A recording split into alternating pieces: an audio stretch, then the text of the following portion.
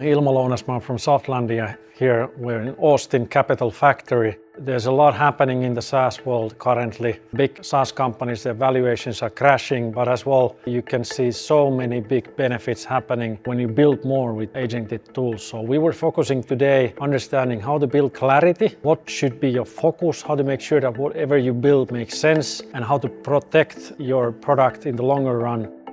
We had the pleasure of having Anand as a main presenter, and Anand has a very strong background from Silicon Valley, working with Meta on the product side and a lot of growth companies, SaaS companies.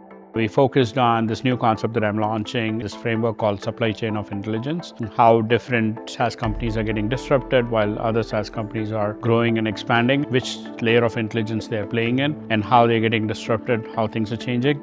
This framework helps the SaaS founders find where to operate in and which areas would get commoditized and which areas they could still be strong at least for the next near future.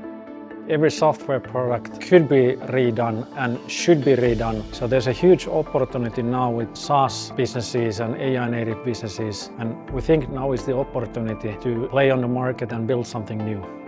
The fundamental question you need to be thinking is, when the intelligence becomes the OS, how does everything change and where are you playing it and which area would you differentiate and continue to have a moat?